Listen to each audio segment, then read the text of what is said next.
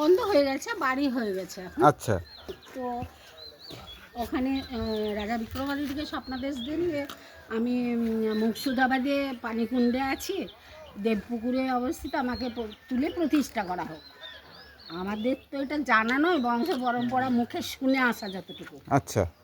তো রাজা বিক্রমাদিত্য আমাদের দেশে এসে পুকুর খনন করে সূর্যদেবকে, শুধু সূর্যদেব নেই, অনেক ঠাকুর আছে, তুলে মন্দির প্রতিষ্ঠা করে কিছু সম্পদ দিয়ে আমাদের বংশ পরম্পরা হচ্ছে মিথিলার, আমরা মিথিলার থেকে আসা, আমরা মৈথিল ব্রাহ্মণ।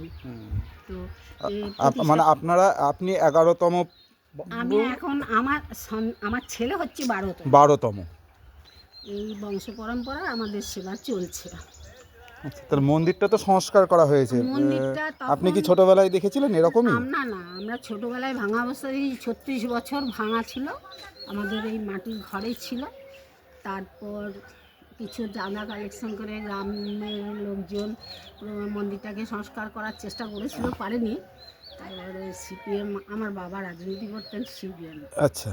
তো যখন সিপিএম রাজত্ব এলো, তখন আমি বললাম যে আপনাদের সনাতন ধর্মে কি মন্দির প্রতিষ্ঠার জন্য কোনো অনুদান আসে না? তখন আমার বাবার ওনারা একই সঙ্গে পার্টি করেছেন, তো আমার কথাটা মাথায় রেখে মন্দিরটা সংস্কার। আর ওখানে যে পাথরগুলো পড়ে আছে দেখলাম, তখনকার দিনের পাথর, বাংলাদেশের গাঁথনি। না বড় যে কালো কালো যে ইয়েটা দেখলাম, ওইটা দিয়েই মন্দিরটা করা ছিল কি আগে? না, ওটা দরজা ছিল। সূর্যদেবের মন্দিরে কি মাথা নত করে ঢুকতে হয়, মাথা উঁচু করে মন্দিরে, কোনো মন্দিরেই দেবাঙ্গনে ঢোকে না। তো ওই চৌকাঠটা ছিল পাথরের, ওটা সেট করা ছিল। এখনকার মিস্ত্রিরা ওটা পারলো না, তখন চুন সুরকি পাথর দিয়ে ওটা সেট করেছিল। তো এখনকার মিস্ত্রি পারলো না, ওটা ওইভাবে আছে, স্মৃতি হিসাবে আছে। আরও অনেক বেদি আমার মন ঠাকুর বসানো আছে ওখানে, বেদিতে ঢাকা দেওয়া আছে অনেক। হ্যাঁ, আমি দেখলাম কিছু মানে শালগ্রাম শিলাও দেখলাম। আবার ওদিকে মনে হয় রামচন্দ্র, ডান সাইডে বাসুদেব, নারায়ণ, চক্র গদাবদ্ধ। বংশ পরম্পরা চলছে আমাদের সেবা, ঠিকই আছে।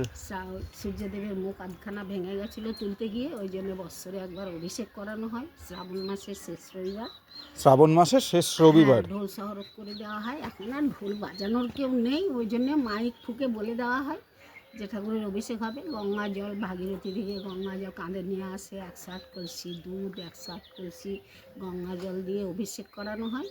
তারপর ভোগ, কালীপদ মিশ্র ছিলেন প্রথম সাধক। যেমন মায়ের মন্দিরে বামাখাপার নামে আগে ভোগ নিবেদন হয়, তারপর হয়, তো কালীপদ মিশ্রের নামে খিচুড়ির ভোগ হয়। জাস্ট কালো কলাইয়ের ডাল ভাঙা আর সেদ্ধ চাল, ওতে কোনো মশলা থাকবে না, ওটাই যেন মানুষ অমৃত বলে খায়। ওটা নিবেদন করার পরে পরমান্নের ভোগ হয়, শুধু খাঁটি দুধের। হ্যাঁ, ওটা চাল চিনি আপনার ভোগের, হয়তো কেউ কাজু দিল, কিশমিশ দিল। ওটা গ্রাম থেকেও কালেকশন হয়, পুজো দেয়, অনেক পর্যটকরাও আসে, আর আমাকেও কিছুটা আয়োজন করতে হয়। আচ্ছা, এভাবে চলছে। তাই আমি ভাবছিলাম যে আমরা চলে যাব, কিন্তু কিছুই জানতে পারলাম না। তার জন্য যাই হোক, আপনার সাথে দেখা হলো, ভালোই হলো, মিলিয়ে দিল আর কি। আমরা ভাবছি যে কোথা থেকে জানবো, মানে এলাম, এসে চলে গেলাম, কিন্তু কিছু দেখলামই না। বেরিয়েছে তো অনেক কিছু। হ্যাঁ, আসল কথা কি না, আসল কথা কি, ওই আমাদের কি হয়েছে, আমাদের কোনো বংশের নাম উল্লেখ নেই। ওই আমরা ইতিহাসে যেমন ঐতিহ্য, লালবাগের হাজারদুয়ারিতে মুখে মুখে মুখে মুখে এখন ইতিহাসের পাতায়, তো সেরকম এখন বই বেরিয়েছে অনেক। এটা নিয়ে এই মন্দিরটাকে আরো একটু ডেভেলপ করা দরকার। এইবার বলি শুনুন, ব্যাপারটা হয়েছে না, প্রচুর প্রচার আছে। আমি অনেক পার্টিকেও ধরেছি, কিন্তু ওটা সিপিএমের ইয়েতে হয়ে গেছে। এখন তৃণমূল, কংগ্রেস সব আসছে, বলছি আসছেন ওনারা, কিন্তু কোনো গুরুত্ব দিচ্ছে না।